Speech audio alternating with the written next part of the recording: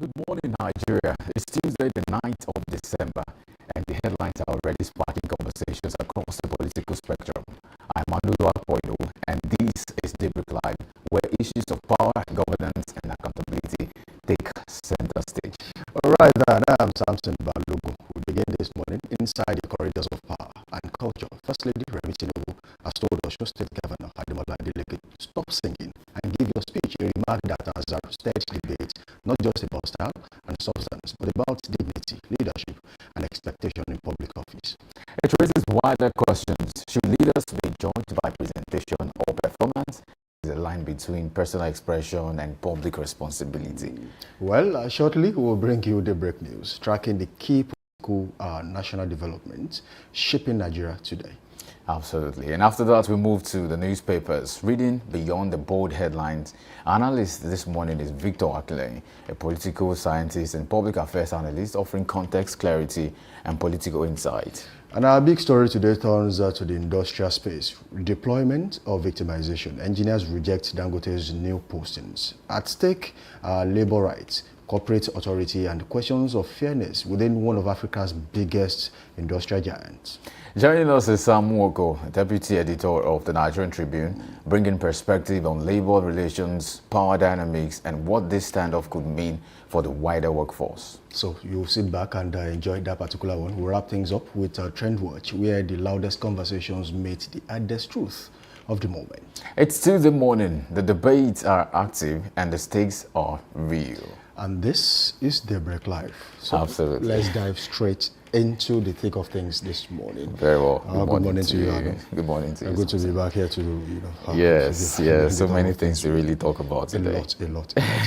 You saw the video of the First Lady who was talking to the Executive Governor of Osun State and then saying, look, if you don't wrap things up in the next few minutes, I'm definitely going to take your speech away from this podium. And then people are saying a lot of things about that. On one hand, people are defending the First Lady, saying, look, probably they were working with time and every one of them will have to return to their separate locations just after the event, and they really want to keep to time.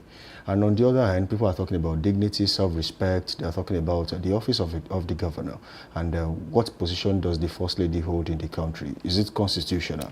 Does she have that right, the legal right under the Nigerian constitution in terms of what position she holds to talk to the governor that way? And I think on that hand, I want to reason with those people on that angle. I think when you have that kind of situation, I think it is way out of hand. There were several ways she could have actually handled that. Probably slip him a note to tell him, oh, look, you've got just 5 minutes and we are keeping to time. You have to get this done.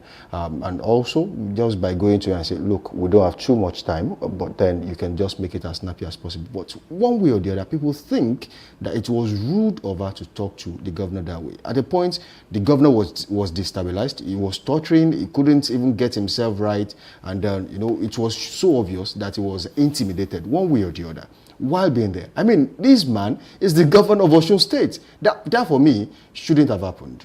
And I think the First Lady should know better. She's been a politician for a long time. She's married to a politician and in fact the President of the Federal Republic of Nigeria, and she knows what respect is accorded to public office holders. That for me was a no-no, shouldn't have happened.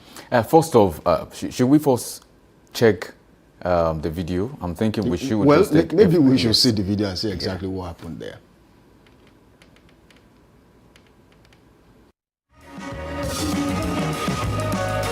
Which kind?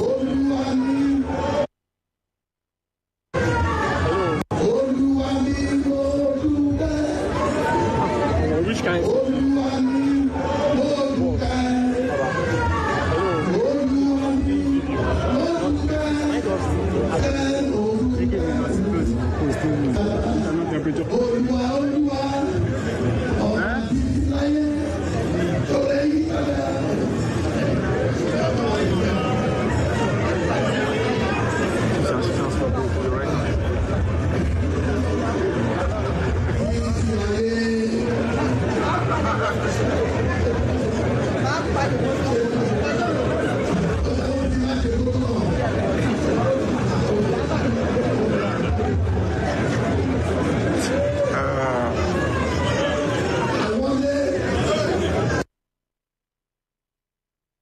That's the video right there. I mean, like, the first thing I would like to say is that if it happened once, we can say it's coincidence. But if it happened twice, that you question how that can be a coincidence. So it's no longer expected to be. Now, in that video that we've just seen, there are many things there are many sides to it. It could be political, it could be constitutional, it could be ceremonial, but whichever way you want to take it. Maybe just to first speak on what happened at that particular event. It was the coronation, the 10th coronation anniversary of the Oni of Ife Ogunwusi, and it was quite a massive one because she also got awarded, maybe like she got decorated as the Ashiwaju of Odunaland. I mean, that's something to talk about. Like you also mentioned, it could be that she wanted him to just hurry up. Some have said he has a political undertone, but mind you, hey, this is not the first time we are seeing this. In 2010, 2013, the same thing happened when the then First Lady, Patience Jonathan, had to, some said, allegedly snatched the mic from the then Rivers State Governor, Rotimi Amechi, at the time. So when she took the mic, because the governor was trying to speak to the issue of, I think there were demolition chances across some regions in the state. And I think she's from Okrika. I mean, the Patience Patience Jonathan. She's from Okrika. And then she was questioning why the governor was speaking to that issue to say, we must. He was asking the question, why should you say must?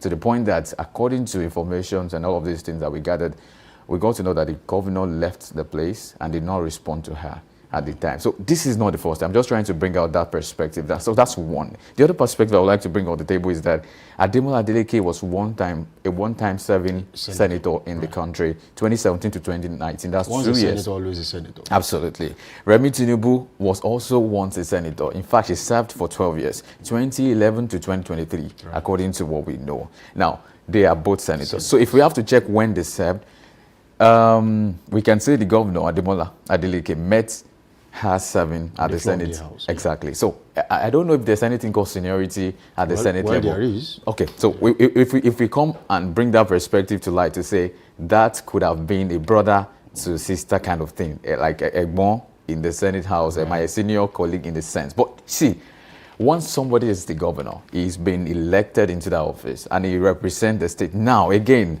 Ademola Adeleke is the host of that event. That happened in Osun State. The chief host for crying out loud. So he has the power and the prerogative to decide what happens in that meeting. If he wants to sing, I mean, like, everybody knows that Ademola Adeleke to be a dancing governor, to be a dancing and a very joyful governor. Even the president, when he came to Ibadan, asked him a question. He don't call and he said, "He do wow." So, that could have been a thing for the governor to say, I don't want to disappoint people who expect me to make them happy, just to ease their stress. That could be one of the things the governor is always about to say, this is what I want to do because people expect me to do, and I want to do this because this is what I like to do as well. Now, the First Lady came the first time and it was not enough. Now, what should we talk about? The protocol, the media assistant, especially to that program. There are many persons that could have done the job and not the First Lady. So now many persons are questioning, well, like you mentioned, what is the duty of the First Lady? What is there any constitutional role of the First Lady? Now I went to check and I saw that the duty, as it were, is ceremonial. It's ceremonial, it's social, and it's advocacy in a sense that the First Lady can advocate for many things in the country, get the support from government because, of course, the husband is going to support, and whatever they do, it's always about that, and it's never supposed to be constitutional. Now, this begs the question of political.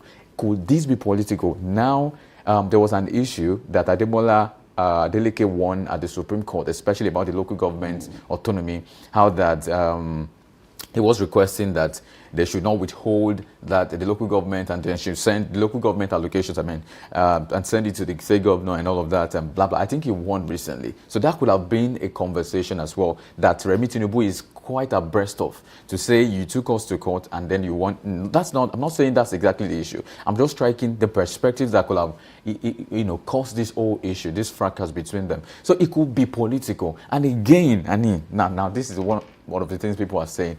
Can this happen to another governor from the north or from another part of the country? This might not happen because she might not even come up to say that kind of thing. But again, it begs also the question of respect for people, especially when they become a political office holder in a sense. You are the wife of the president. No disrespect to you. If you need the program to hurry up, whether or not you have become the newly ceremonial, what's the title now? Yeah, Shiwaju. I mean, like, this is not Yeye event here. In the sense that you are not the coordinator of that event to say there is a program, there's a schedule. He knows his time. If he overshoots, there should be protocol officers that should come and do that job, and not the responsibility of the first lady. Because people now beg to link this up to a political issue, to say maybe there's a political issue amidst them, because we've not seen, especially in recent times, we've not seen the governor Ademola Adeleke and Tinubu together. And again, the issue of a defection is also on the table. Some are saying Adeleke would not be so confident to speak up because he's also trying to look for a party. He's doing party, what's it called? Party shopping. Yeah. So he's also shopping for parties. So it might not have a way to say, Auntie, sorry, you don't do that here. This is my state, and in a sense, like, this is a coordinated program. You did not coordinate this. You were just one of the people that were invited, and of course we respect you. So stay in your place. Let me do what I want to do.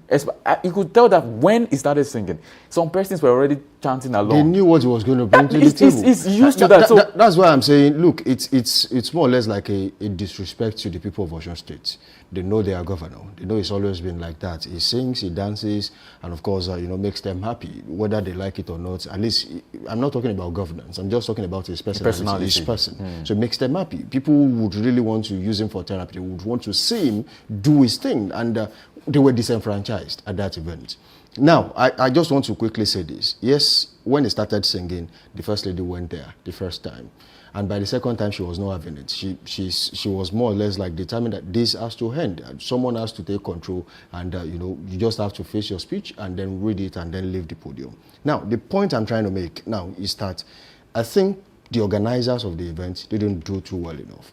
You see, there is a challenge that really needs to be solved. Governors should be given their respect, regardless of what position you are, even as the First Lady of the Federal Republic of Nigeria or even the First Lady of America. It doesn't matter. All that matters is that in that state, you accord the respect to the governor. I mean, I don't think she would come to that state without the knowledge of the governor. In fact, it's protocol. When an high-profile guest is coming to a state, you call the governor. Oh, look, I'm coming to your state. It provides you security. It provides you probably, somewhere to stay, and makes sure that your life and property is safe while you are in that state. So he has to be in the know. So when all that has been done, the Oni of Ife was on seat, and the Sultan of Sokoto, ambassadors from Portugal, from Belgium, they were seated. I mean, that should be enough reason to accord him with the respect. No, are you saying now that he has been ridiculed right in front of everyone, you think people will now accord him that kind of respect? I don't think so. Unfortunately, the governor is going through a dark phase in his political career. Right now, he has left the PDP. He's still battling with, what political party am I moving to? What structure do we have in place? Am I going to win the next election? And on top of all of that, you have to disgrace him at an event of such a magnitude. That, for me, shouldn't happen. But then, if you look at the current state of the country, you would want to say, probably the First Lady tried to save him one way or the other.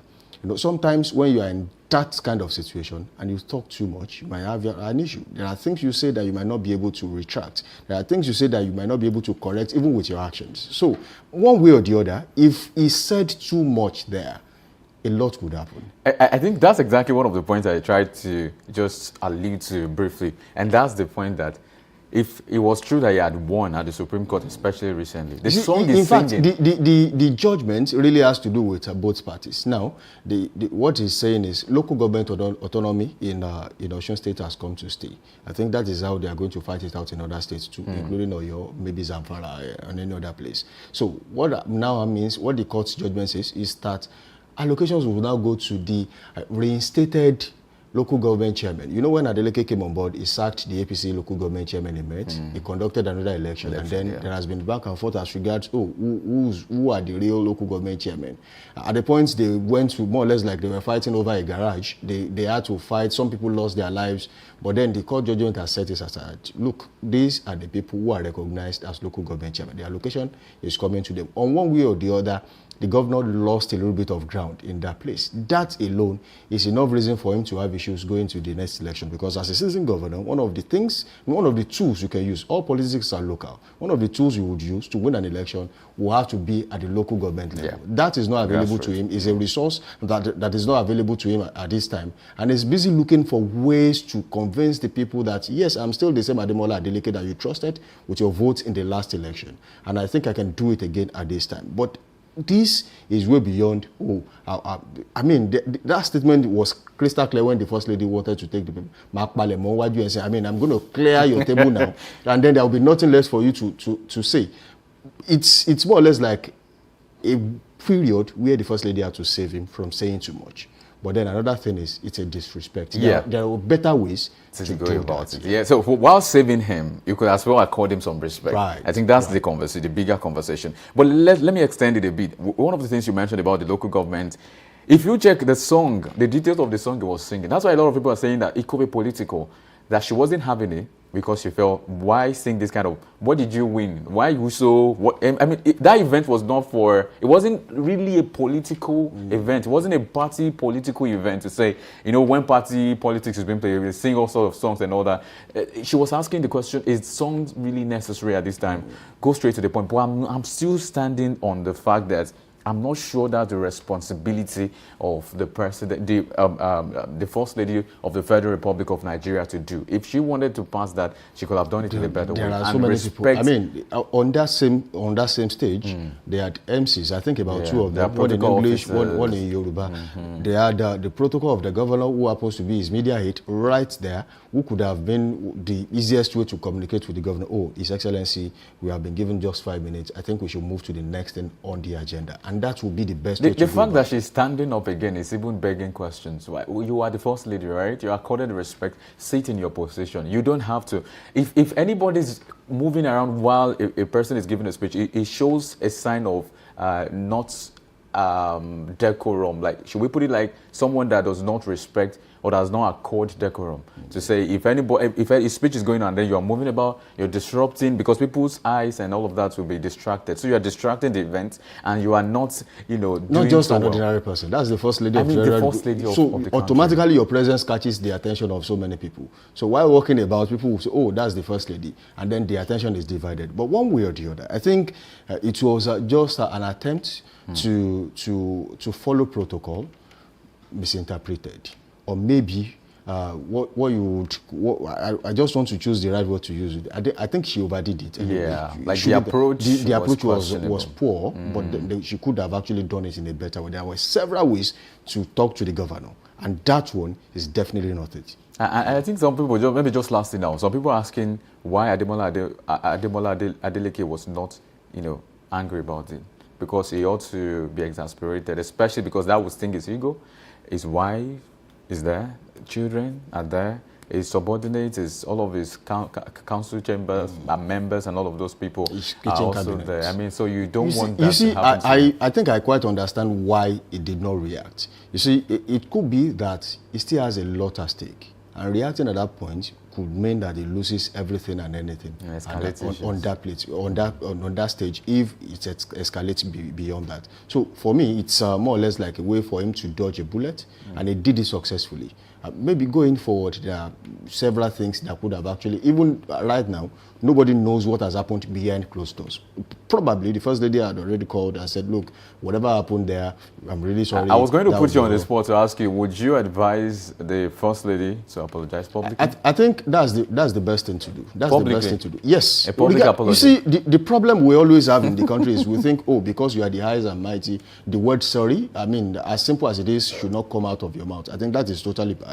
The best way to get along with everyone and anyone is to learn how to know when you have actually heard, when to say sorry to them, and then move on from there. That does not mean that it stings your ego. That does not mean that it makes you look smaller than who you are as a person. It just means that you are the bigger person. As long as you can say sorry and move on. I mean, it doesn't reduce you in any way, one bit. So for me, I think if the First Lady can do it, if she probably feels like she can do it, I think the public apology to the governor will suffice. But then, if the governor says, okay, it's no problem under, behind the curtains, and then that's it. I think this is the fine place to leave this particular one this morning.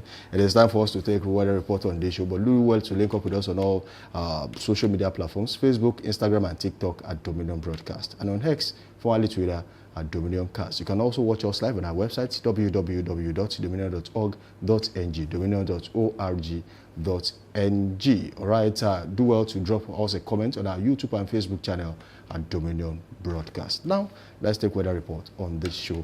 This morning, I will be starting with the ancient metropolitan city of hospitality, Ibadan. This morning, let's see what the weather looks like in Ibadan. And right now, in Ibadan, the weather currently feels like 25 degrees Celsius, quite cloudy in Ibadan. And later in the morning, it will rise to 29 degrees Celsius, mostly cloudy. It will remain mostly cloudy in the afternoon at 34 degrees Celsius, while mostly clear in the evening at 27 degrees Celsius, and 25 degrees Celsius, partly cloudy overnight in Ibadan today. The weather will not be so different in Lagos State, Nigeria today, because we're expecting the weather to be at 26 degrees Celsius, and it's expected to be partly cloudy across the regions. Of course, 29% or 29 degrees Celsius, so to say, is what the weather moves on to. Partly cloudy later in the morning, and afternoon it moves a notch ahead also to 30 degrees Celsius. Mostly cloudy is what the weather is expected to look like. And in the evening, it drops by 2 degrees Celsius to 28 degrees Celsius, and it's mostly clear. And overnight, 27 degrees Celsius is also expected to be partly cloudy in Lagos State, Nigeria. All right, we'll take weather report from Ogun this morning. That's Abeokuta. And weather in Abeokuta this morning maybe currently feels like something quite close to that of Lagos. That's 25 degrees Celsius, cloudy.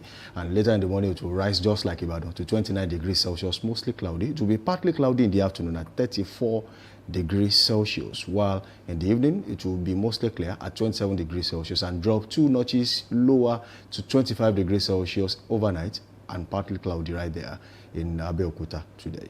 And let's move to Ekiti Southwest Ekiti State today. Weather feels like 23 degrees Celsius, and it's expected to be cloudy across. And of course, later in the morning, it rises by 5 degrees Celsius to 28 degrees Celsius, and it's expected to be mostly cloudy. Then it rises further by 5 degrees Celsius to 33 degrees Celsius in the afternoon, and it's expected also to be partly cloudy as well. And the evening, 25 degrees Celsius is what it drops to, and overnight it drops much further by 2 degrees Celsius to 23 degrees Celsius, expected to be cloudy in Ekiti Southwest Ekiti State. All right, moving on to the north central this morning, that is Ilori, Kwara State. Weather currently feels like 24 degrees Celsius in Ilori as we speak, quite cloudy in Ilori. And later in the morning, it will rise to 29 degrees Celsius, partly cloudy. It will remain partly cloudy in the afternoon and evening at 36 degrees Celsius and 28 degrees Celsius respectively, while being the same overnight, partly cloudy at 24 degrees Celsius in Ilori, Kwara State today. And moving from that to the biggest state in the country, that's Niger State. Suleja is where we land, and the weather feels fair at 22 degrees Celsius across board. And later in the morning, it rises by 8 degrees Celsius to 30 degrees Celsius, and is expected to be mostly cloudy. It rises further in the afternoon to 34 degrees Celsius, and it's also expected to be mostly cloudy. And in the evening, it drops by about 8 degrees Celsius to 26 degrees Celsius, and it's expected to be partly cloudy as well in the evening. And overnight, it drops much further to 22 degrees Celsius, expected to be partly cloudy as well in Suleja, Niger State today. All right, moving on to Abuja, the Federal Capital Territory this morning. Weather currently feels like 23 degrees Celsius, quite fair in Abuja this morning. It will rise by 7 degrees Celsius to 30 degrees Celsius, mostly cloudy later in the morning. And by afternoon, it will rise more to about 4 notches to 34 degrees Celsius, mostly cloudy. It will be partly cloudy in the evening at 26 degrees Celsius, while it will drop further to 22 degrees Celsius overnight and mostly cloudy in Abuja today. From Abuja now to Port Harcourt, Rivers State, weather feels like 22 degrees Celsius across board, and later in the morning it rises by 5 degrees Celsius up to 27 degrees Celsius, and it's expected to be mostly cloudy and the humidity at 4% chance of course. Afternoon, it rises by 2 degrees Celsius also upward to 29 degrees Celsius, expected also to be mostly cloudy, and it will be partly cloudy in the evening, dropping to 23 degrees Celsius, and drops much further overnight to 21 degrees Celsius by 2 difference, of course, 2-degree difference. Also expected to be mostly cloudy in Port Harcourt, River State today. All right, moving on to Kaduna. In Kaduna North this morning, weather currently feels like 18 degrees Celsius, partly cloudy right there. In Kaduna, it will rise to 26 degrees Celsius, also partly cloudy later in the morning, and by afternoon it will be at 31 degrees Celsius, mostly cloudy, while it will return to being partly cloudy in the evening at 22 degrees Celsius, and mostly cloudy overnight in Kaduna at 18 degrees Celsius today. And of course, Kano Municipal is where we draw the curtains, because Kano is sunny today, expected to be at 16 degrees Celsius across board in Kano. And later in the morning, it rises by about 8 degrees Celsius to 24 degrees Celsius, expected to be partly cloudy. And afternoon, it rises much further by 5 degrees Celsius, notch up to 29 degrees Celsius, mostly cloudy as well. Then it drops by 8 degrees Celsius significantly in the evening, expected to be mostly cloudy at 21 degrees Celsius. And then it further drops overnight to 17 degrees Celsius, also expected to be mostly cloudy in Kano Municipal, Kano State, Nigeria today. All right, I think that is the best place to leave it on weather report this morning. We'll now go on a quick break. When we return, we'll take the news. We'll be back.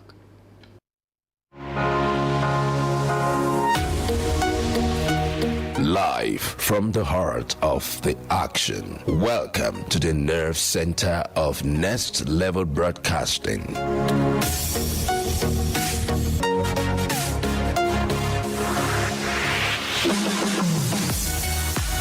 This is the OB van, where the studio meets the street. Equipped with cutting-edge cameras, crystal clear audio, real-time switching, and broadcast control, we don't just capture moments, we deliver the experience live.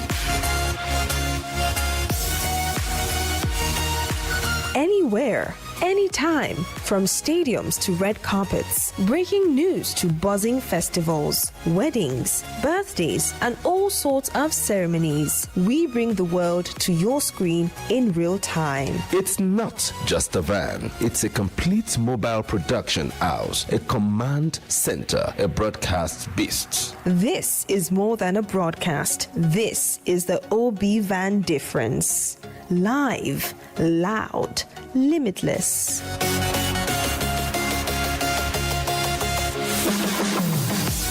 Ready to go live like never before? Book the OB van today and take your event to the world. One powerful broadcast at a time. To book, call 0705 506 1061 or 0916 101 1061. Email marketing@dominion.org.ng or visit our socials on Instagram @Dominion Broadcast. Dominion Broadcast, your channel of choice.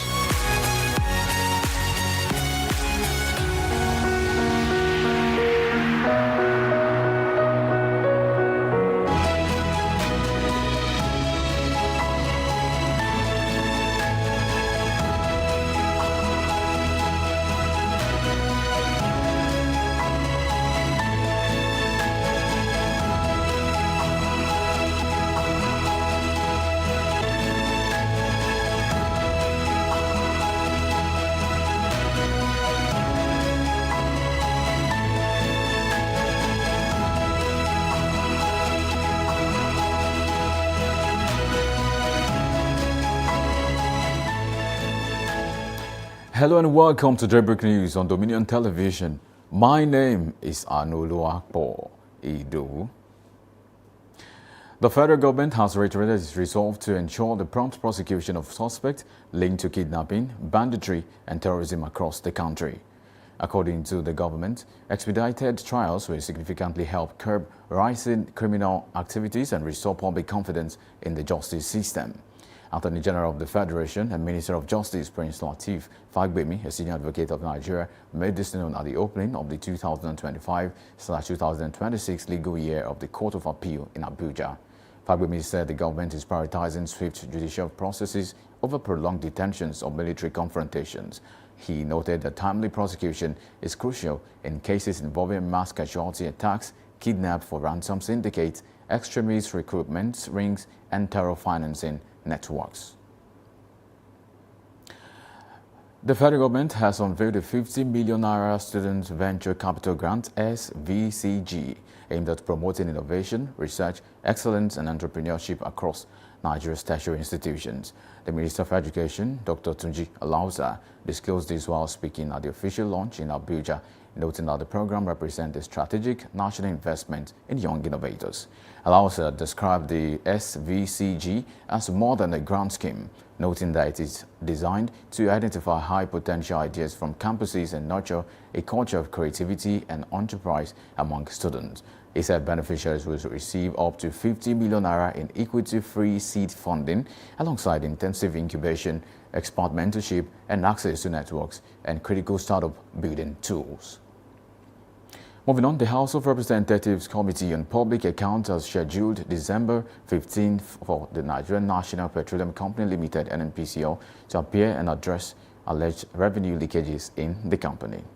Chairman of the committee, Bamidele Salam, gave the ruling at a hearing in Abuja after the NNPCL management failed to honor several earlier invitations. In a letter addressed to the committee and read by Salam, the NNPCL management blamed its absence at the hearing on the meeting with the president and asked for a 60-day extension. The lawmaker, however, said the committee had written to the NNPCL management more than 7 times to appear, but it had declined to honor any of the invitations, giving similar excuses. The Olubadan of Ibadan land, Oba Rashidi Ladoja, has appealed to the federal government to open all land borders in Nigeria to ease the movement of persons and goods across the sub-region as provided under the ECOWAS trade liberalization scheme. Ladoja appealed when the outgoing Controller of Customs, Oyo Osun Area Command, Controller Gambo Aliyu, paid him a farewell visit at his Bodija residence in Ibadan. He recalled that the federal government, during the tenure of late President Muhammadu Buhari, had closed the land borders in 2019, but later reopened some major ones, including Seme and Idiroko in Lagos and Ogun states, respectively. Olubado also urged the service to rise to the challenge of the entry of illegal arms and ammunition into the country.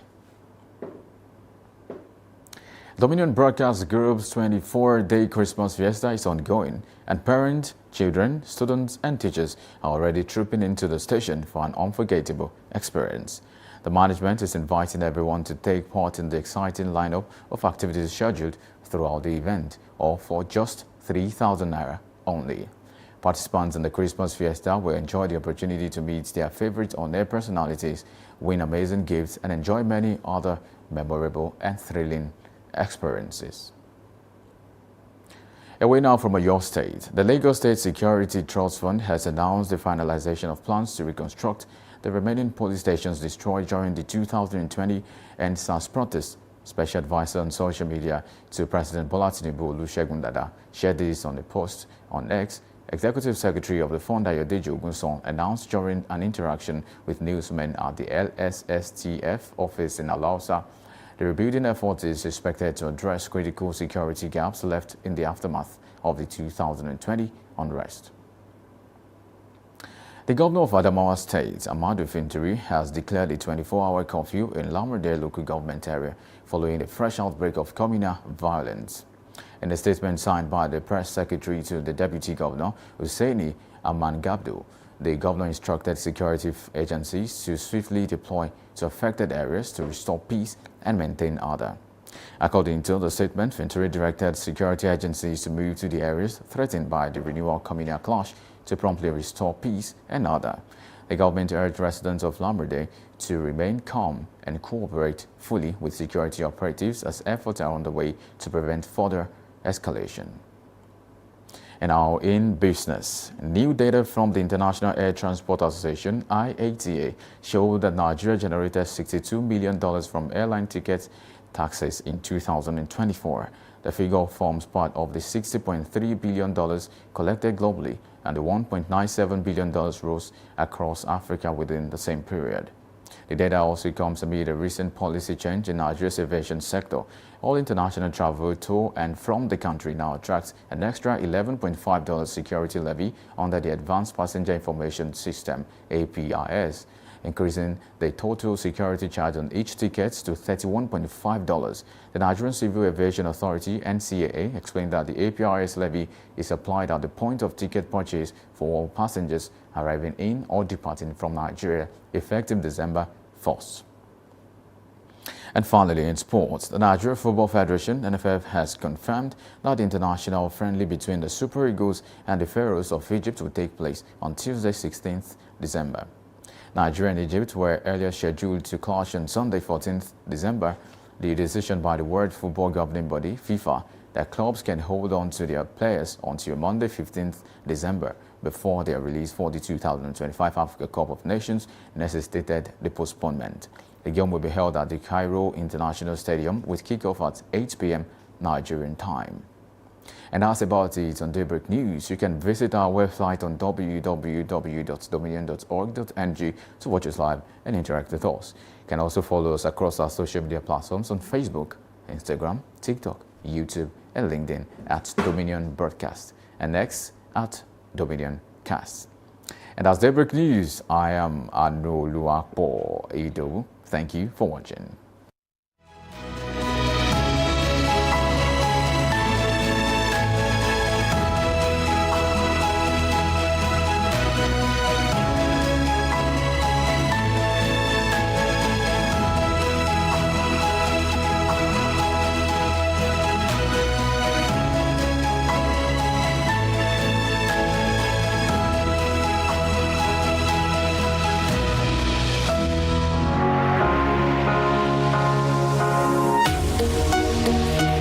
Live from the heart of the action. Welcome to the nerve center of Next Level Broadcasting.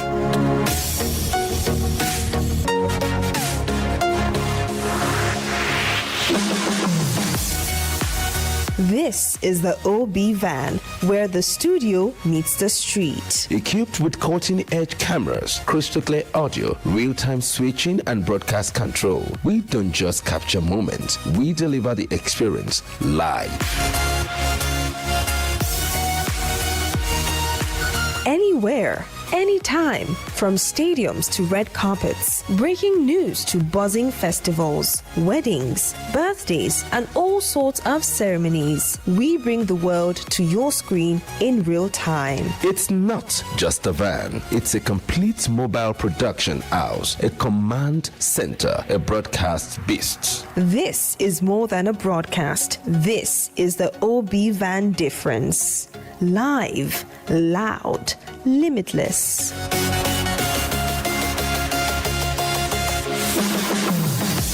Ready to go live like never before? Book the OB van today and take your event to the world. One powerful broadcast at a time.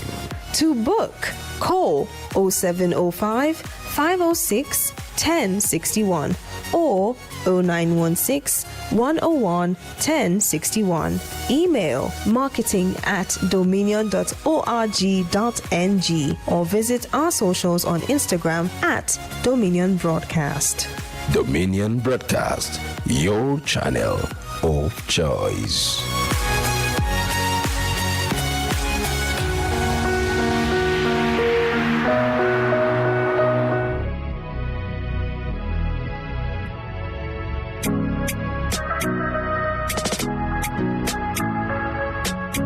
Need a professional space to bring your vision to life? Dominion Television Studios offers state-of-the-art facilities perfect for your next broadcast, commercial, corporate video, or live event.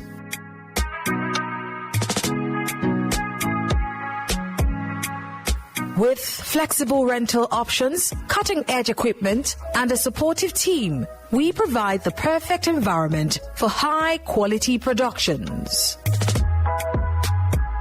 Unleash your creativity.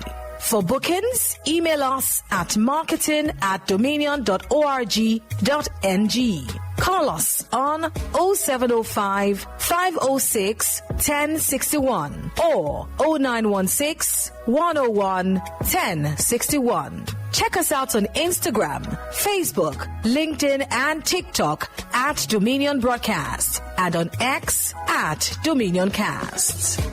Book your space today. Dominion Television, your channel of choice.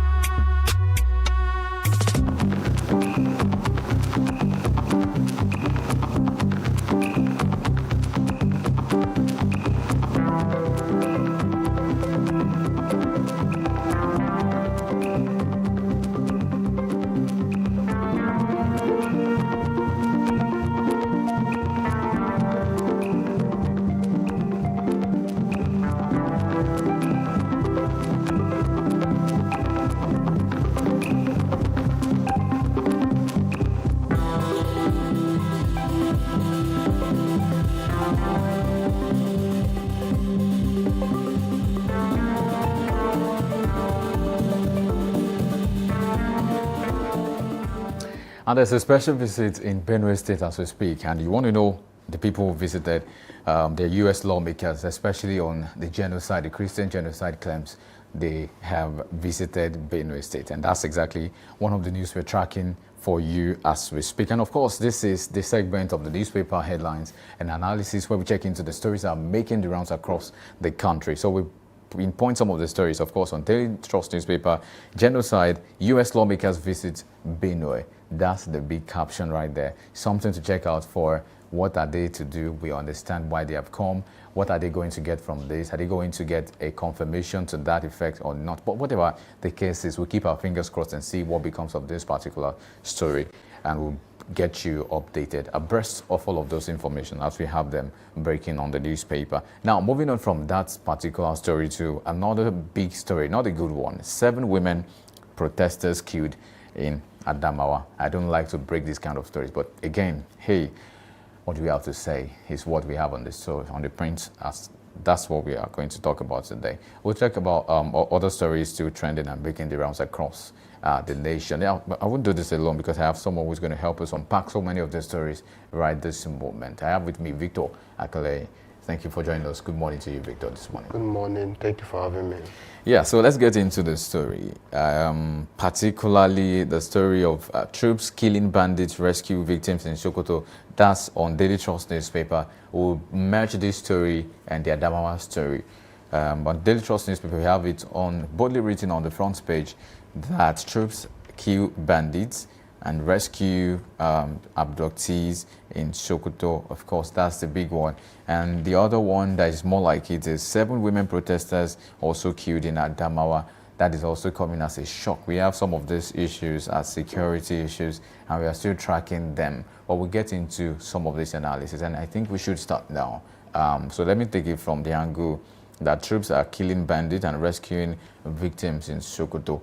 It seems like someone would maybe say now that it seems we are now working to tackle some of these issues that we should have tackled. And I think it's a good way to go, if you ask me particularly. Just like you also see on the Daily Trust newspaper, our audio in the bush, and that's coming from a rescued Niger student. That's exactly the big caption also, talking about some of those students who were, returned, explaining their audience and some of the things they faced in the bush, how the trauma and all of that. But you get to read and maybe a glimpse into that story as we move on into some of the stories we have breaking on the newsprint this. But of course, you can also see 17 agencies scored 0 in efficiency rating. That's also a report. But let's get into the analysis proper. And that's exactly what I want you to tackle first.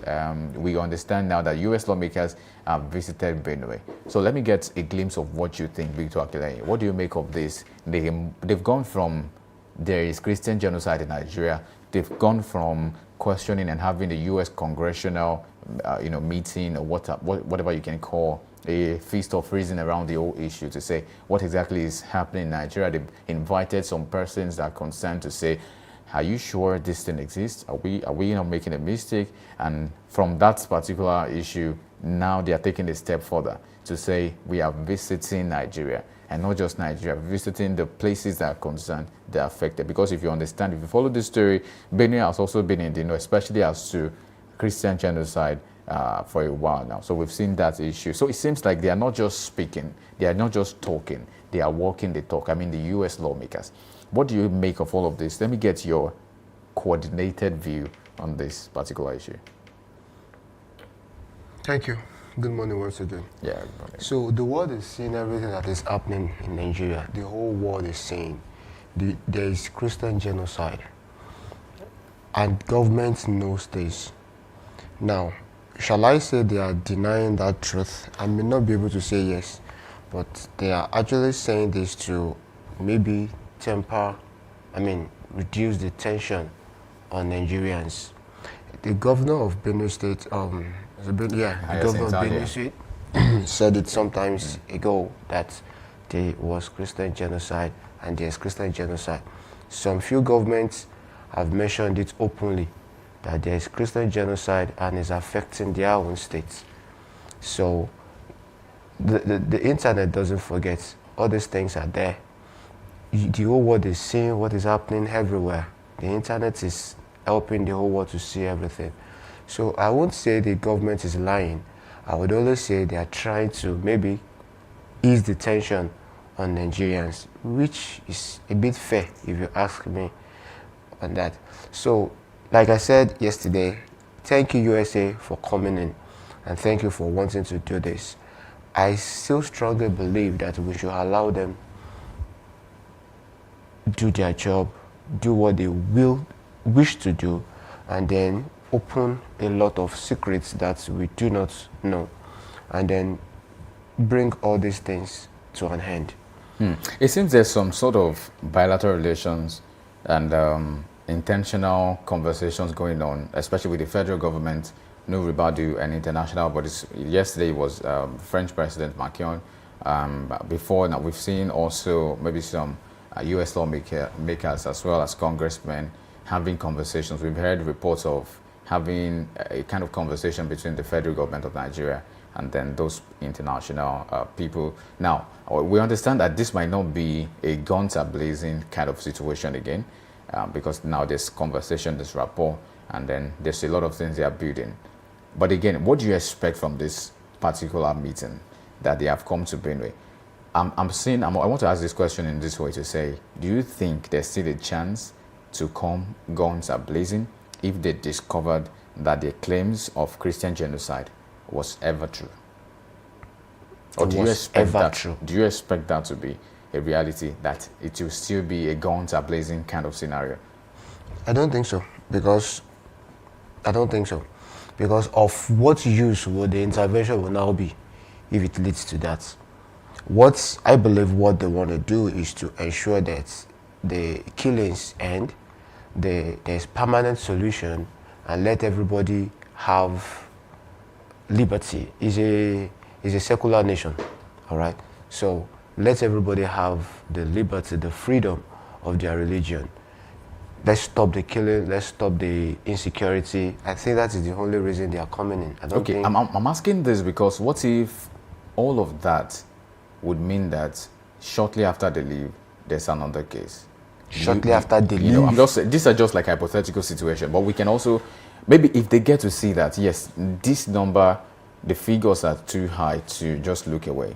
How do you tackle those people, the perpetrators? Because you said they want to maybe help us get the solution to this. But again, how can they get to the end of this without getting the end of the lives of those people perpetrating those atrocities? So I want to link that question to a news we heard some time ago that the government is going to give us a list of the perpetrators. Do you remember that we're going to have the names of all the perpetrators? So yes, if they get to the end of this, I believe we should have the list of the perpetrators and let them face the proper wrath of law. All right? The perpetrators or the financiers? Both of them. Both of these categories. The financiers and the perpetrators. The financier, let them face the wrath of law. And they are both criminals. You are perpetrating crime and then you are funding crime. Both of you are criminals. They should face the wrath of law. So I so much believe, let us have the list of these people and then let them face the wrath of law. When they face the wrath of law, let there be peace and tranquility in the nation. We don't need to we don't need to have another chaos after that. We've had enough. Okay, so let's, for want of time, we might need to stretch over to other stories that are making the rounds. Court declines Nnamdi Kanu's request for prison transfer. You've seen this story. And of course, when it started, we were all abreast, we were all in the know, trying to see what will happen, what will become of Nnamdi Kanu's issue, to the point of sentencing, to his family members, making a claims in court as well, trying to file another, and every other person, Gumi and some other person saying they would like to help him if he's remorseful. But then, this is the story we have on the print today, and it's something to really talk about. When we've seen court declining Nnamdi Kanu's request for prison transfer, he wants a move from Sokoto to somewhere better, so you can maybe prepare for it. But the court also made it known that you don't have to be there to maybe for representation. A sentence has been given. There's going to be an appeal or whatever. You don't physically have to be there in a sense. Yeah. So by saying it needs time, he needs a conducive environment to work on his, some of his files and documents and all that. But again, this is what we have on the print, that court is declining his request to move from Sokoto. What could have been the issue with Sokoto? Do you think there's an issue with Sokoto that might be a threat to the life of Nnamdi Kanu? I just laugh at the man called Kanu anytime I read his story. I like him. He's a visionary, but I think he's too on a very negative side. So let's go back a bit to the roots. This is someone that is fighting for the freedom of a particular. You want a nation out of a nation, fine, but because of your own fight, you have caused a lot of havoc in the nation as a whole, and for the nation you're even fighting for its separation. And then here is you again, still not remorseful, you are still negotiating, you are still talking boldly. This is you that, every Monday they sit at home in the East, and then whoever does not follow that law will be killed, will be burnt. And a lot of family members have lost their family members because of that.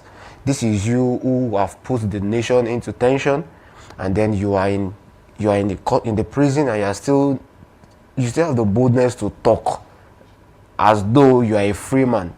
I mean, I think Nigeria, the justice, what's the word now? The justice system of Nigeria has even been lenient enough for him. So maybe they should intensify his penalty. Maybe that will keep him more quiet. I mean, like, what can be more than the sentences already got? I wouldn't like to talk about this, but if you go into the world and look at more stories, there's a guy in Finland. He didn't even do half of what Nnamdi Kanu has done to Nigeria. Government rendered him killed straight. But let's not belabor that issue. Let's move on to something I think of interest to many students now. It seems the federal government is moving in the direction of youth or students, should we say education now? Because the story on the Nation newspaper reads, students to access federal government's 50 million naira innovation grant. We brought it also in the news just a couple of minutes ago, that students are to access about 50 million innovation grants. You can see that story on the front page of the Nation newspaper, and that allows the Minister of Education speaking to that issue, that students are going to access this fund. This seems like a good way to go. Let me take your reaction to this. What do you think this would really help students to be more creative? Because the idea behind this is not just for schooling, it's for them to be creative. It's for them to do more than they have even envisaged themselves doing. So this is more like, maybe some would say it's a good way, but what do you think? What do you make of this? It's a good one if it is properly mentored, properly seen through. So when you give this funding, these grants to a youth, let there be proper mentoring, that he or she uses the funds uses it properly for his own productivity, and of course giving back to the nation as a whole. So it's a good one if it is properly mentored and they're not siphoned by some other wicked people in the commission. All right, so we had a story sometimes ago when was it not Bank of Agriculture that was calling people, hello, come and take loan of 5 million naira. You will give us 3 million or 2 million, you will take 2 million. You understand? So let us not have such case in this again. It is a good one. Let us mentor it and see it through to the end properly. More like you are giving money to someone and then you are mentoring the person to guide him on how to spend the money properly for his own productivity and giving back to the nation at large. So yeah, it's a good one. There was a story we took, I think last week, yes, about northern governors coming together to say they want to beef up security across the north. So I think a group of them also came together to say they are backing state police. That was shortly after the southwest governors have said this is what we are doing. So they came on to say they wanted to do, but while they said that, there was something they also wanted a ban on. They wanted a ban on illegal mining in their state. And of course, I think they wrote to the federal government to that effect. And that seems to be the issue now. Because if you recall, so not so long ago, Oshiomhole was speaking to the issue of illegal miners, how that they have been the ones financing terrorism in the country. Because he was speaking to the volume of money that comes from that particular sector, and it's illegal, how that there's so much, and those places are like remote areas that people don't go, but some way, somehow, some people just have a way of getting their noses into those information to say there's a particular resource here and we must get it out. So it seems like illegal miners are not helping the country according to some claims. Now, it seems now that we have the story on Nigerian Tribune newspaper. It says, miners tackle northern governors, reject call for ban on mining. They wanted a ban for 6 months. Miners are saying, no, you cannot ban us. What do you make of all of this in the mix? In the mix of insecurity, especially in the northern region? Nobody is above the law.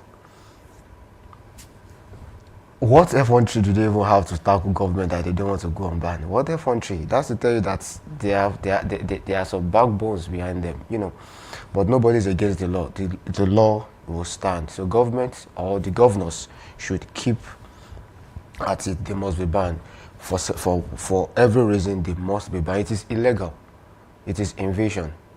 And there are claims that they are funding terrorism. But I think the ban is going to cut across even legal ones. They want a halt. That's okay, so as it's going to affect the legal ones, here's the thing. Like Yoruba will say, when the sinner is being punished, the righteous might benefit. Might take from it. So here's the thing. Let us ban. It's a ban. It's not a total cancellation. Let us ban it. Investigate who are legal, who are illegal. The ones that are legal, after a while, maybe after 6 months, let them go back to business. Those that are illegal, put them out of business. Let them face the wrath of law. Simple. Yeah. You know, the National Security Advisor also. This is another story now. He handed over 100 rescue pupils to Niger government, and the whole country went eureka, like a big moment for us, which is a good thing.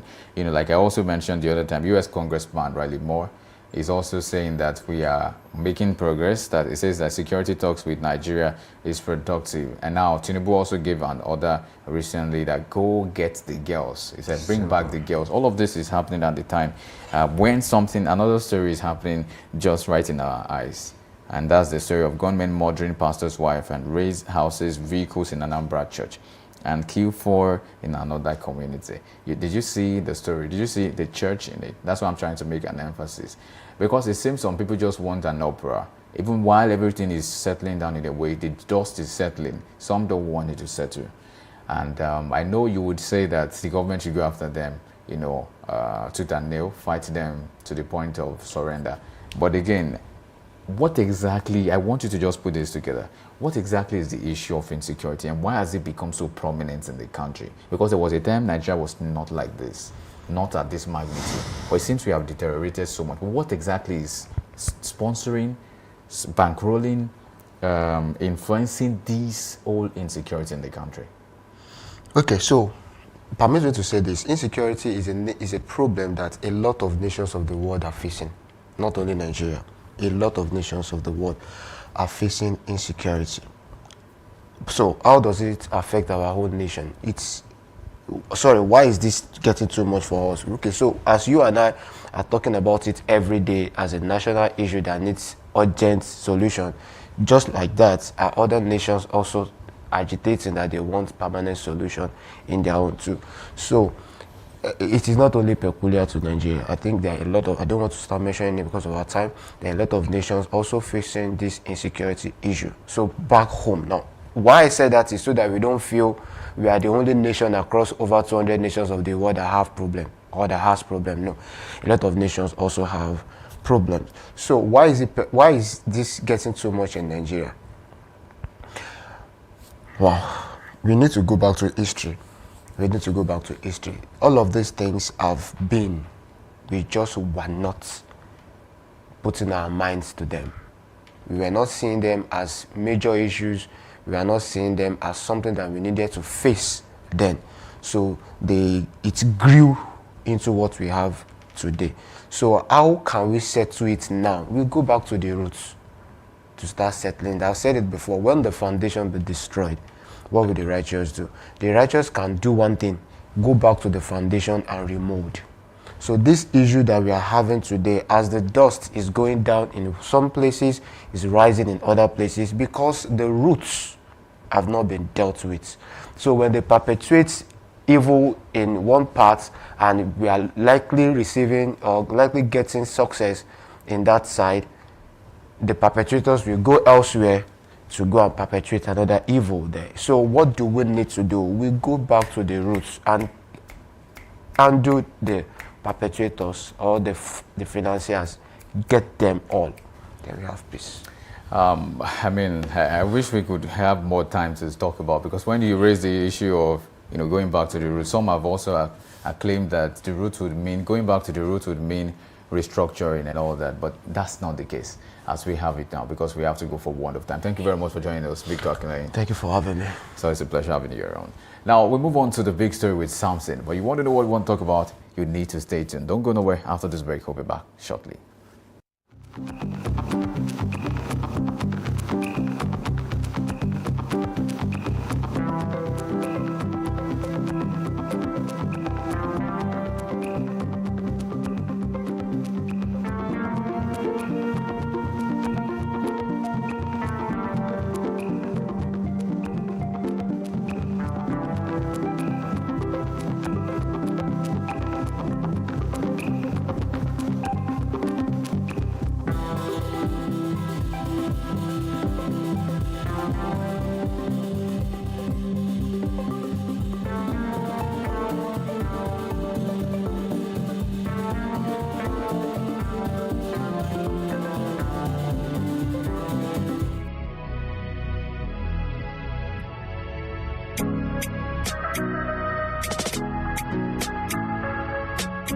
Need a professional space to bring your vision to life? Dominion Television Studios offers state-of-the-art facilities perfect for your next broadcast, commercial, corporate video, or live event.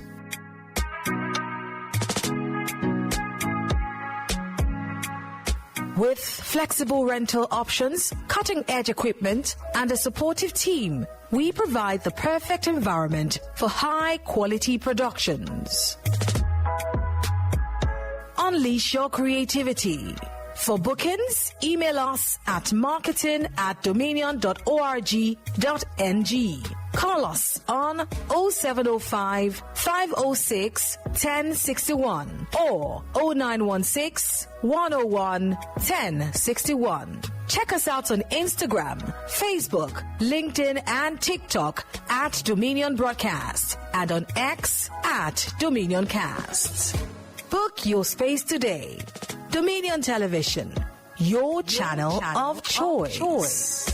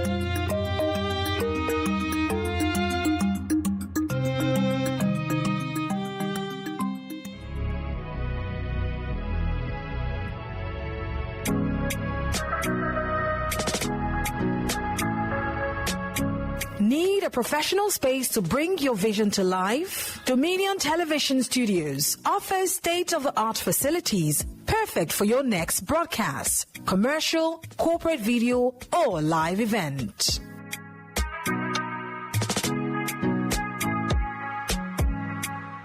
With flexible rental options, cutting-edge equipment, and a supportive team, we provide the perfect environment for high-quality productions.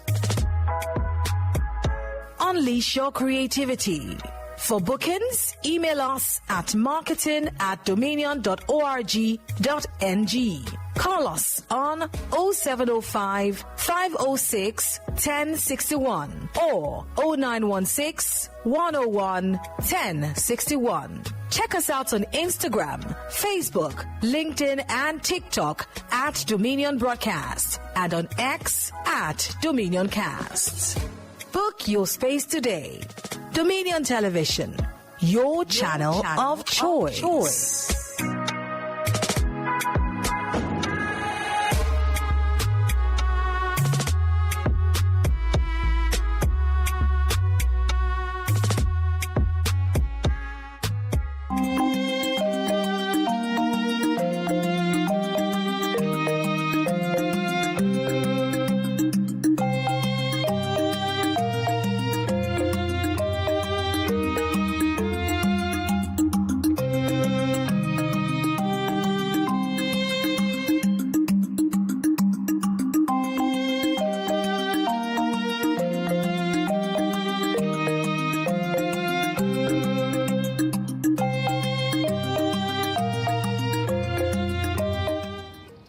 The headline resonates like a question echoing through the corridors of Nigeria's industrial labor space.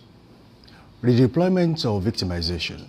At the heart of this tempest are engineers once employed by Dangote Petroleum Refinery. In recent months, these engineers, many of whom helped build and commission the facility, have found themselves issued new postings to remote and unfamiliar project sites within the broader Dangote group. However, instead of acceptance, what came back was rejection.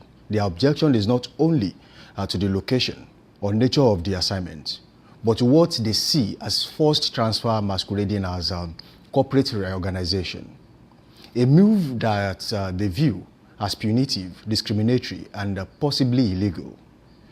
This story is about more than just job reassignment. It is about labor rights, unionization, corporate power, and whether redeployment is a legitimate business decision or a strategy to silence dissent.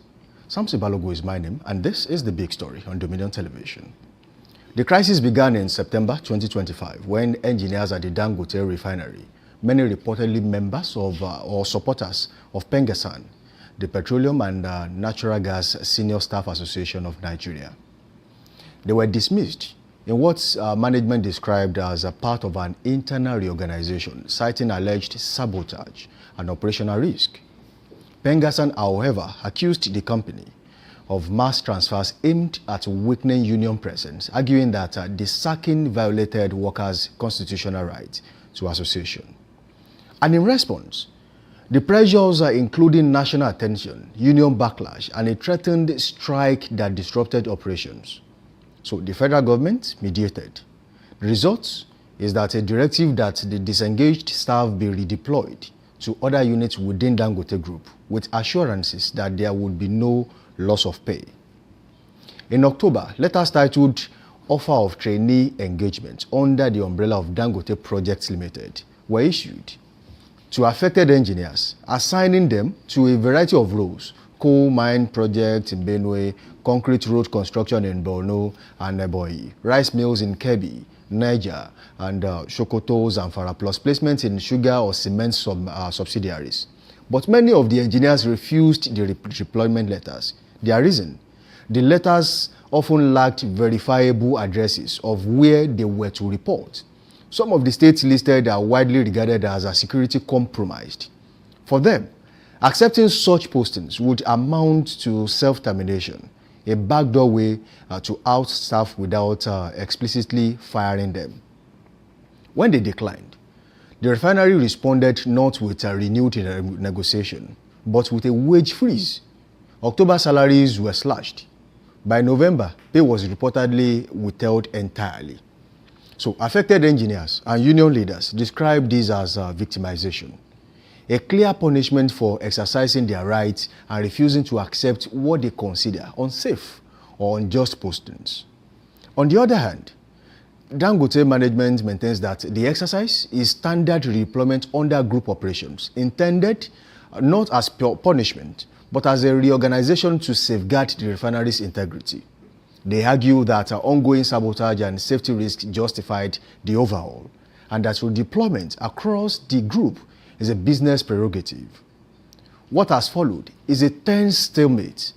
Engineers without pay, uncertain futures, a union calling for fairness, a corporate giant defending its decisions, and the broader Nigerian public watching, as this conflict carries a potential ripple effect for labor relations and energy stability across the country. This is the big story on Dominion Television. Joining me to examine this particular topic this morning is a senior editor with the Nigerian Tribune, Sam Nwoko. Good to have you in the studio. Good to be here. Good morning. Good morning, viewers. Thank you for joining us. Thank you. There's a lot to talk about. The back and forth between Dangote refineries and the sacked engineers has not left the front pages of the major newspapers in the last few months. What is your complete with the latest decision? What exactly is going on between Dangote refineries? Does Dangote refineries, as a body, do they have the right under the labor law to tell these engineers to move to different sites aside from the ones where they were originally employed? Thank you once again. If we look at it from the broader perspective, from what is happening in Dangote and the whole other issues surrounding Dangote, one of the conclusions that come to my mind is, on knees lies the head that wears the crown, and the Dangote refinery seems to have taken over in terms of publicity and let me say awareness about the what Dangote is doing. Dangote refinery has suddenly become the number one, the center point of everything about Dangote now. It's now everything on the front burner about Dangote is now Dangote refinery. And coming to the specifics of what is happening now and whether there are rights or no rights and so on, a whole lot is tied to it. The first is that what contract did they sign? I mean the employees. What did the employer offer you? What did you take? What is your terms of employment? So all these are supposed to be made known to the general public for a proper analysis of what is going on now. But on the face value, the Nigerian labor laws, one of the things contained in Nigerian labor laws is that you are supposed to sign a contract after 3 months. After 3 months. So what did you sign? What did you tell Dangote you were going to be doing? And what did Dangote say, come and do for me? I am a reporter. I was employed to write news. And interestingly, in whatever way you may look at it, the letter you are given will always tell you, and sundry related assignments as may be deemed fit and so on. You happily accept it because the main thing you came for was stated. And you don't sometimes look at the other unstated things or other stated things that are not stated the way they may be properly interpreted. So those are a few of the things that need to be looked into. But the ding-dong, I think it's not healthy for both Dangote and the employees. Okay, very quickly, let me ask you this question. The deployment of these engineers, was it a tactical dismissal, or it was just basically business decision by Dangote Group? On the face value, it looks like a basic business decision. But if indeed the letters did not state a specific role you are going to play where they are posting you, and they don't have specific addresses of where they are going to, that's for me a tactical dismissal. It's as simple as that. I don't know how. No, there are no two ways to put it. If you are transferring me, when I was transferred from Port Harcourt as a correspondent back to the head office, they just wrote a single line. Then there was no need for any niceties. I didn't receive such. They just said you have been. In fact, mine was not transfer. It was recall. The letter said I have been recalled to the head office, that I should resume The letter came on a Saturday, and I was to resume on Monday. And I resumed on Monday, and they were all surprised. I said, why are you surprised? You wrote this letter, and now I'm here, and you are still surprised again. So they said they thought I was going to resign. I said, well, it's not time for me to resign yet. And I didn't resign. So mine was clearly stated from Port Harcourt, where I was as Rivers State correspondent of the Nigerian Tribune, back to the head office. And when I came to the head office, I resumed my roles on the politics desk, and I continued straight. I knew where I was and where I was going, you know. Now, when I was transferred to Anambra State, I was transferred to go and open an Anambra State office, specific role, a report for the Nigerian Tribune there, specific role, and by reporting, it has a whole lot attached to it. Now, open the office, reports from there, and increase the sales and the presence of the Nigerian Tribune in Anambra State. Fine. Specific roles. So, what am I going to Yobe to do? What am I going to Borno to do? What am I going to Adamawa to do? If I am domiciled here as perhaps an engineer in the refinery who has a job in the refinery, is there a refinery I'm going to work on at that place? Are we opening another refinery at those places? What am I going to those places to do? What are the conditions upon which I am going to resume in those places? Without all these things being stated, or at least a faint idea of what is happening, then I think it's a tactical dismissal. Okay, at what point can one consider redeployment to be victimization in corporate labor practice? Now, some of the things that have been stated here points to that. If indeed, because I haven't seen but they allege that there are no specific addresses where they are to resume. What does that tell you? So they should just perhaps fly to or drive to those states, and then when you get there, go to any Dangote office and say, okay, but we know that Dangote is a conglomerate, and they are from the refinery.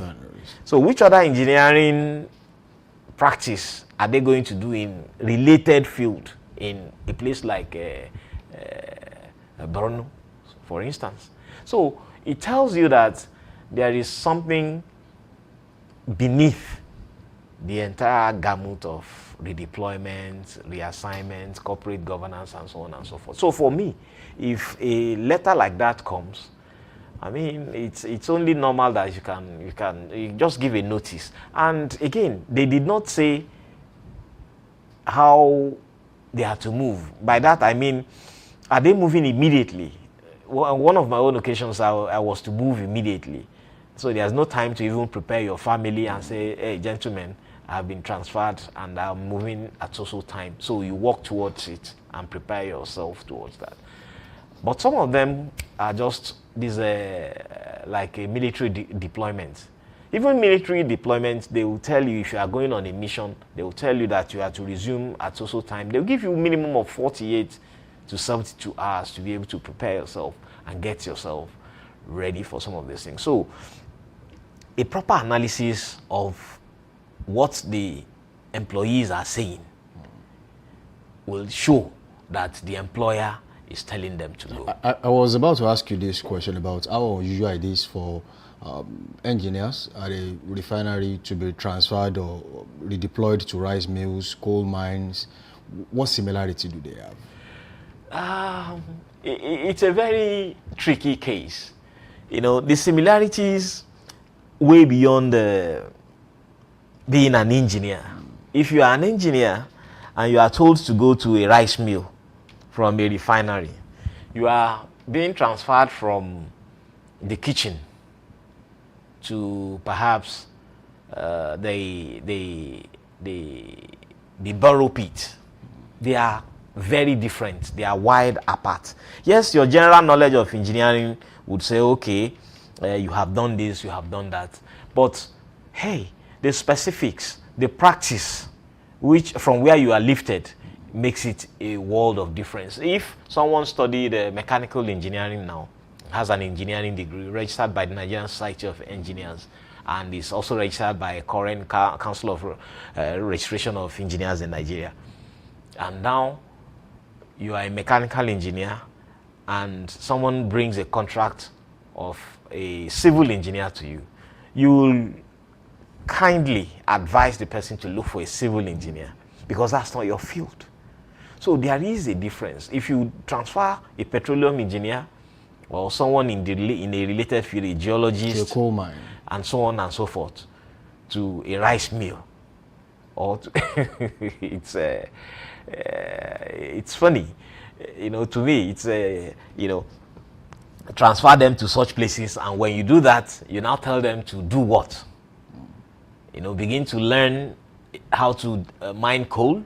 A petroleum engineer does not even have to be a rig engineer. They don't have to be people who are rigging. They don't have to be those who are on the oil rig. By oil rig, I mean you will have to be somewhere where some of these things are taking place. You have to be it could be offshore. You could be onshore. You could be doing geo-analysis and all those things, you know. But when it doesn't happen that you are kept within the field where you are competent, then it means that your competence and competency are no longer useful for your employer. So it's for you to just move. Okay, very quickly, let's talk about unionization, because that is one of the basis of why this problem is actually there in the first place. The issue of Pengasan, Dangote Refinery, and the federal government. When the issue started, the federal government mediated, and then there was more or less like a truce that was reached. But eventually, Dangote Refinery stood on its ground and said, look, I'm not going to... They mentioned something like sabotage.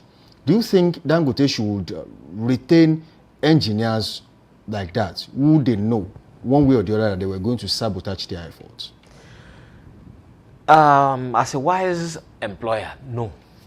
You cannot retain... because it happened before. Dangote Refinery claimed there was a sabotage.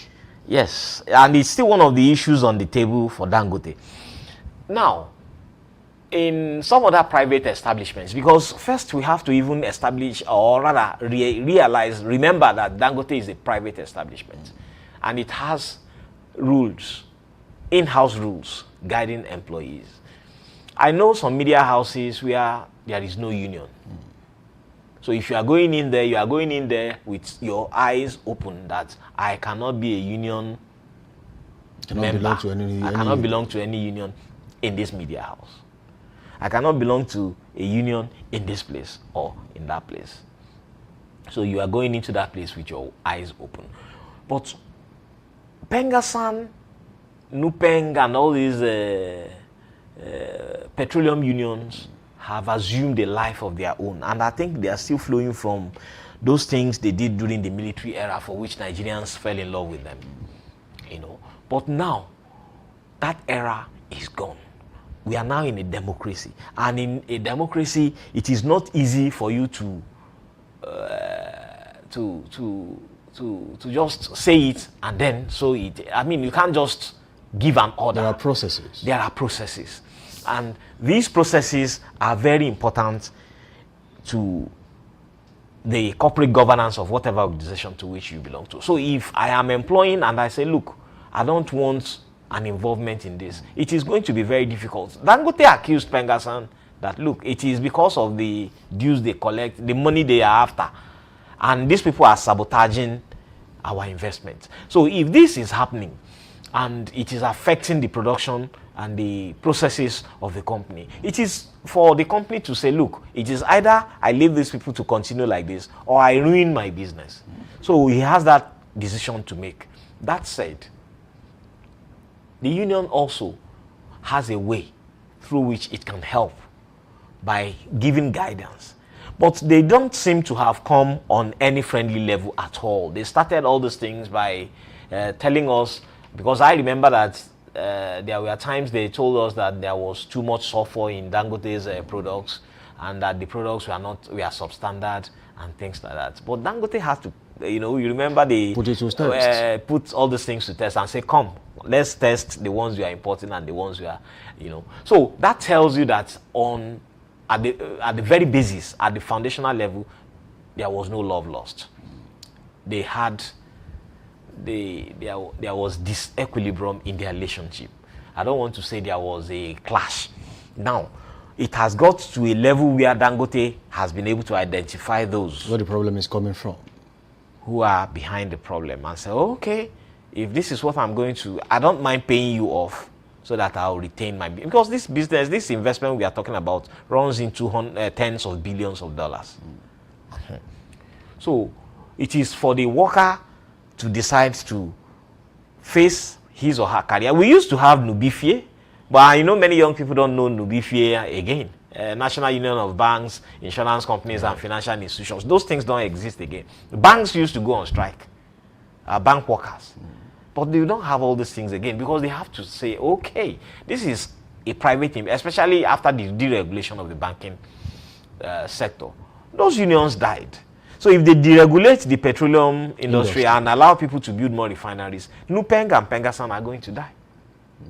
Except if you have something like the tanker drivers union who decide to okay, this is how we are going to govern ourselves. But if the petroleum investor is rich enough to employ and buy his own tankers and decide not to be a member of the tanker, isn't that what some of the things Dangote was trying to do? Exactly. And at the point he said they bought 4,000 trucks. Yes, and what I think is that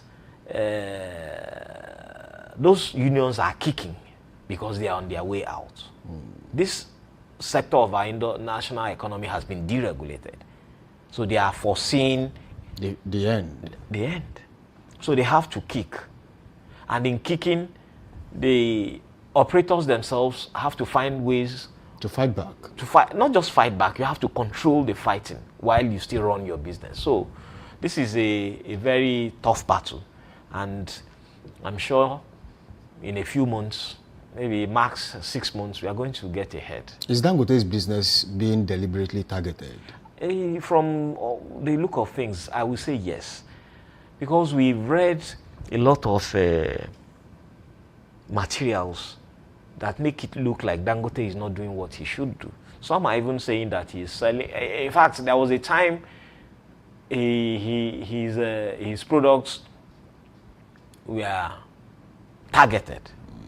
And if you target the products, that means you are targeting the company. Remember, Dangote only started just last, let's say early this year. Because when they inaugurated the Dangote refinery, it took about 3 months. 3 or 4 months. Or 4 months. So I was of the opinion then that no. It was said to be October. From October it moved to November, and from November moved to December. It was actually August to October and so on and so forth. But now the products are here and we have it. Now the man who owns the place says, if I leave these unions to operate the way they are going to ruin my business. So I have to fight back. And that is why some businesses don't allow unions. Banks, I just said, are an example. You don't go to a bank now and say, I'm going to lead a union and things like that. It doesn't happen anymore. We no longer have that. It's coming to the petroleum industry. And for me, it's more like the kicks of, I don't want to say a dying horse, because the unions still have the government at the jugular. If the government relinquishes their refineries to private operators, we are not going to have these unions anymore. It's something we can see based on what has happened in other industries. That's what it is. So the government is still the one sustaining some of these. Because I learned that they pay salaries in Kaduna refinery, right, which does not produce anything. I learned, we read it, we saw it, we saw the fanfare, what happened in Port Harcourt refinery, we saw what happened in Warri refinery. When Port Harcourt was said to have started production, I called one of my friends who lives in Eleme. The guy said, oh, boy, I beg, leave me, I don't want, leave me out of this. He said, if Port Harcourt refinery function, he said, even the blind go see. Because you get a hear movement and everything. So that tells you that government is still sustaining the unions with all that goes into it. And at the end of the day, when the regulation eventually takes place, these unions are no longer going to be relevant. How long will it take for Dangote refinery to win this battle? It is going to, for me, I look at a situation in which... Is the government also complicit? Are they part of the problem? Well, government creates the impression that it's standing askance on this. Now, there are two legs to your questions now. Is Dangote, how long it's going to take Dangote to win? if with his being resolute, with how resolute he is now, I don't think it will take long. In another 2-3 months, if your company says this is what I want you to do for me and you refuse to do it, it's like saying I quit. So it's either you quit or you do what you are told to do. It's a private employee, a private enterprise. Yes, the law says you have to sign a contract, you have rights to your wages and all these things, but there are still the moment you are things. not rendering the service. If you are no longer relevant in the system, it's either you quit or they kick you out. That is one. Then if government is tacitly supporting what is going on or tacitly injecting some bile in the whole thing, I think from what the NNPC did at the outset of Dangote, you will want to agree.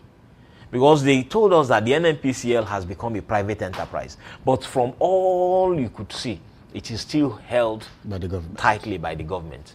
And if it is the government that appoints the group managing director and so on and so forth, then, and the board, then it is the government. So if NNPC speaks, it is the government, our petroleum arm of the government that is speaking. Who is the Minister of Petroleum? That's the president. Okay.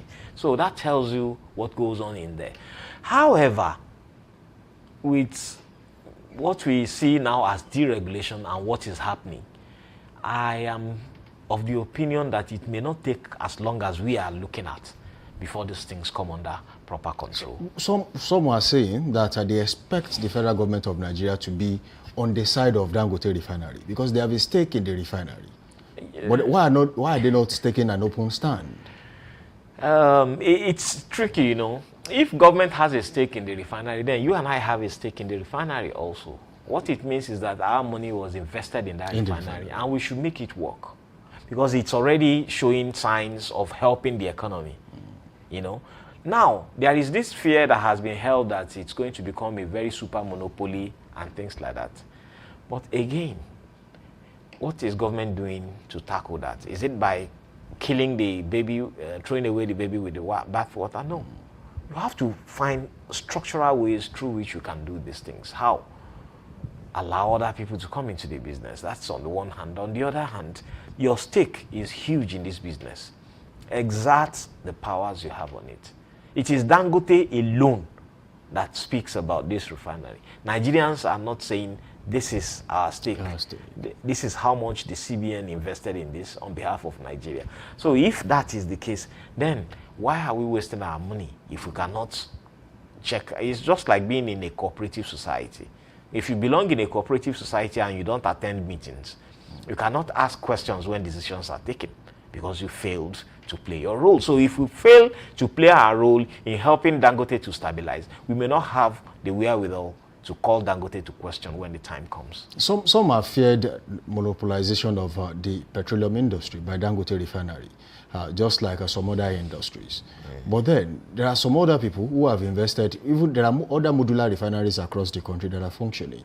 And also the chairman of Bua Group, Abdulsamad Durabi, is also said to be building his own refinery in Akwa Ibom. So where is the fear of a monopolization of the industry coming from?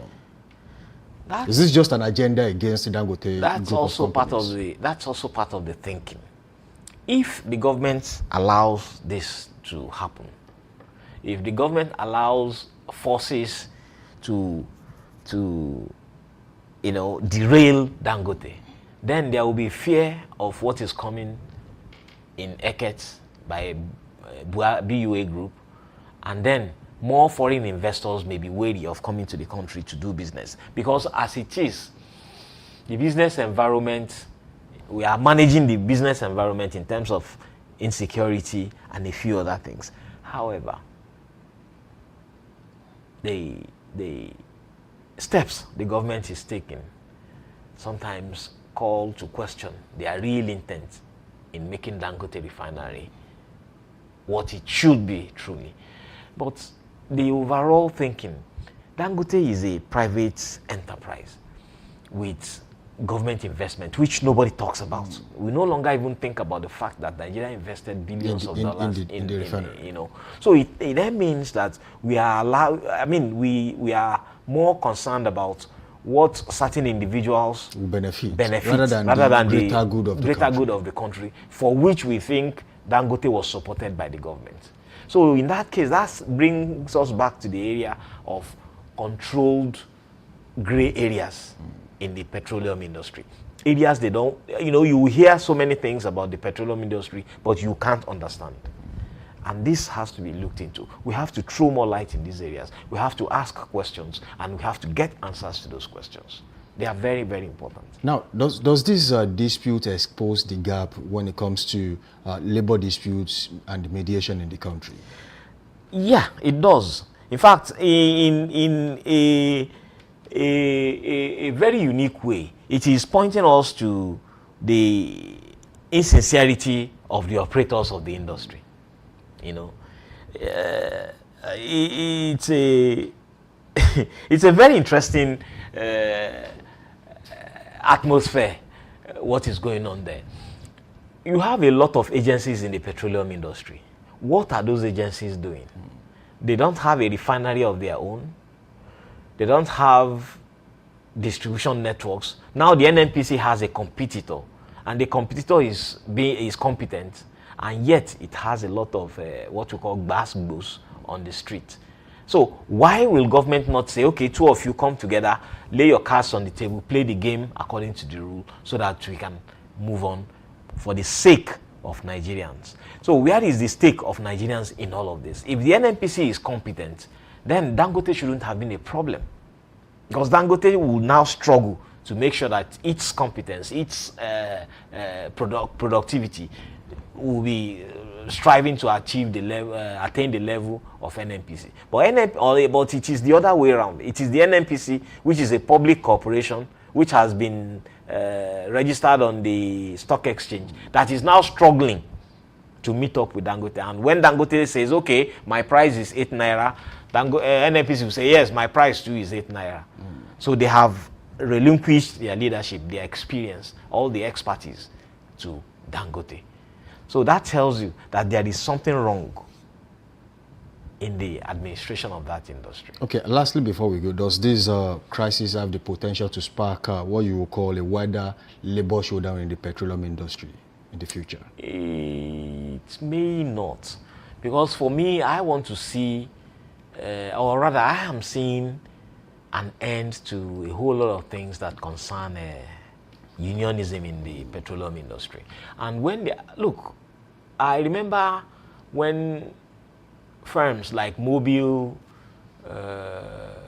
major oil companies, they don't have all these unions, except when they are forced into doing some of this. There was a time they will picket some of these companies, and they will declare a force majeure and shut down temporarily.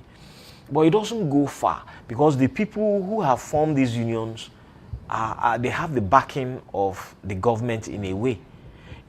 Now that it is now no longer an FOC, foreign oil company, it is now an LOC, local oil company, the dynamics have changed. Somebody who understands the local politics of this place, and somebody is now in the saddle.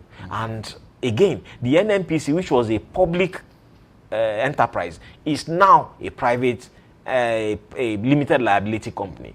And by that, it means that it is governed by the same corporate rules that governs the other establishments like banks and so on. So they have to force them to conform with those rules. So what it means is that in the larger picture, in the bigger picture, when the time comes, these unions will no longer be relevant. And when their relevance is to an extent whittled, we will now all rely on the Constitution, which allows us to form groups, and then we will begin to have some new types of thinking in the oil industry of Nigeria. That's what I think. Sam Woko, thank you for joining us on the show this morning. Thank you very much. It's been an eye-opening session with you. Thank you. Thank you for joining us. All right, as the dust settles, or perhaps more accurately, continues to swirl, one thing is clear.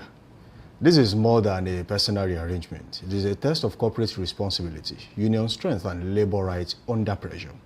Will the deployment under the guise of reorganization be accepted at the cost of workers' safety and dignity? That's a big question. Or will these engineers stand prompt a re-examination of how multinational conglomerates in Nigeria treat their workforce, especially those who dare to unionize. The decision taken now by both sides will send a signal, either reaffirming the values of fair labor practices and due process, or reinforcing a precedent of coercive transfers and silent purges. For the engineers, the union, and for every Nigerian worker out there that is watching today, the stakes could not be higher. Samson Balogun is my name. Up next is Trend Watch. Let's go on a short break. We'll be back.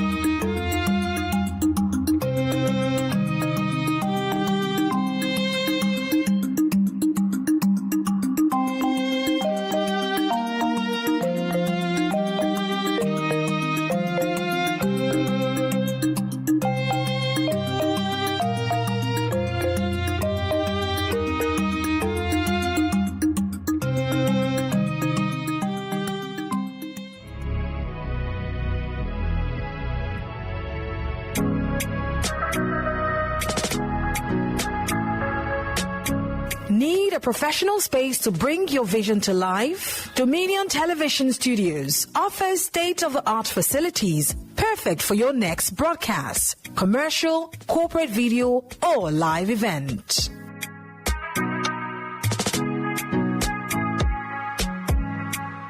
With flexible rental options, cutting-edge equipment, and a supportive team, we provide the perfect environment for high-quality productions. Unleash your creativity. For bookings, email us at marketing@dominion.org.ng. Call us on 0705 506 1061 or 0916 101 1061. Check us out on Instagram, Facebook, LinkedIn, and TikTok at Dominion Broadcast and on X at Dominion Cast. Book your space today. Dominion Television, your channel of choice.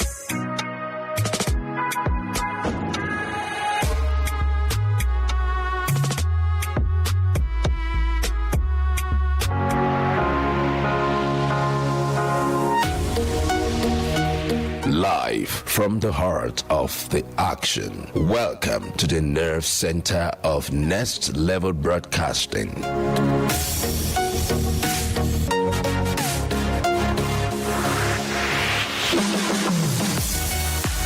This is the OB van, where the studio meets the street. Equipped with cutting-edge cameras, crystal clear audio, real-time switching, and broadcast control, we don't just capture moments, we deliver the experience live.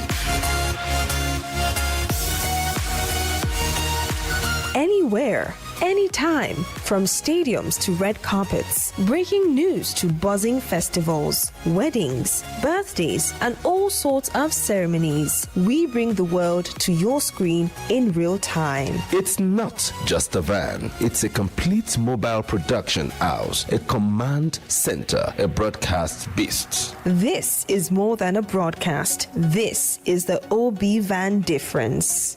Live, loud, limitless.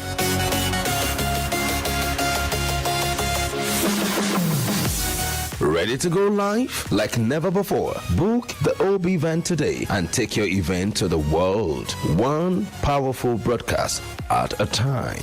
To book, call 0705 506 1061 or 0916 101 1061.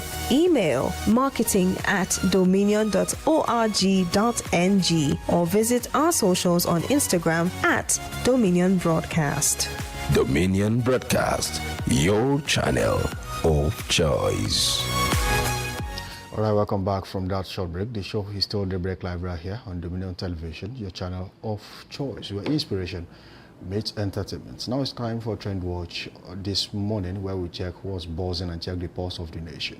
and Oluwapo Ido is still here with me in the studio. Welcome back. Well done. Thank you very much. But I was going to talk about some of the issues you raised, especially with the Dangote and then the saga with the NNPCL and all that. But again, I mean, we still keep having some of these issues until we get to the right issue and the right root of the source, so we can tackle it from the source. Right. Well, we're from there. I think there's something pressing on the pages of the something quite, yeah, that's going to be the trend watch today. And it's about Burkina Faso's ruling junta detaining 11 Nigerian military officers and seizing a Nigerian Air Force 6 C-130 transport aircraft after it made an emergency landing in Bobo Dioulasso on Monday, allegedly without clearance to enter the country's airspace. But this is the way they put it. Burkina Faso detains 11 Nigerian military officers, seizes Air Force C-130 after unauthorized entry. We understand Burkina Faso's current state to be a junta, a military-ruled environment. And, you know, the military has a language.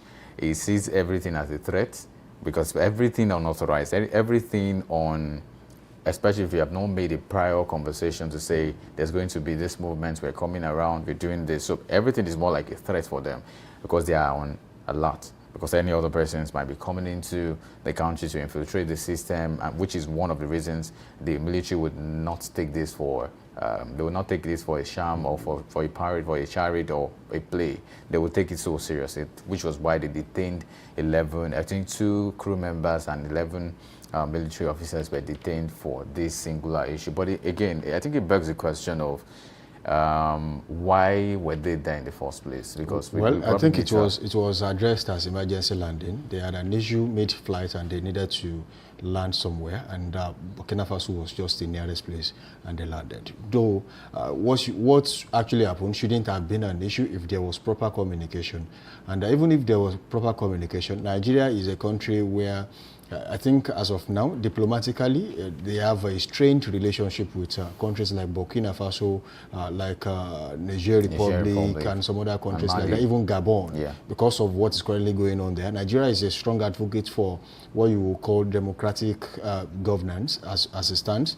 President Bola Ahmed Tinubu at the point was in charge of ECOWAS, and I think that was last year. They were meant to make a move on Niger Republic because of what happened there, but eventually there were a lot of restrictions also. And don't forget what actually happened in Benin Republic just a few days ago, where there was a failed coup, and then they had to intercept and then restore democracy in that part of the country. So one way or the other, there's a strained relationship there, which I know that it will be diplomatically addressed. Just that you cannot sweep this kind of situation under the carpet. It still has to be there. But I know the government is working around the clock to get the Nigerian military men who are actually there and the crew members back safely to their families. Definitely that's going to happen.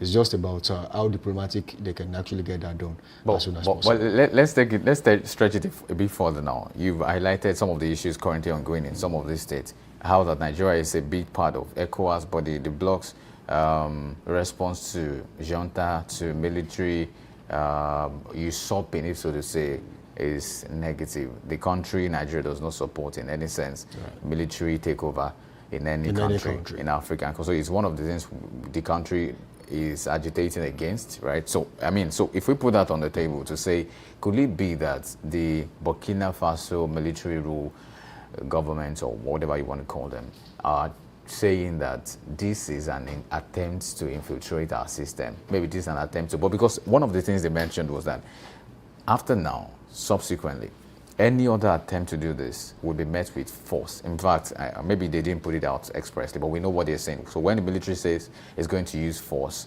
you know it's not going to joke with it. It's probably going to shoot it down, right? And it doesn't matter who is there. It doesn't matter if there are people on board on the flight. It will shoot it down. So that's exactly the claim. But moving on, I think, like you also mentioned, conversations. I mean, proper communications should be done.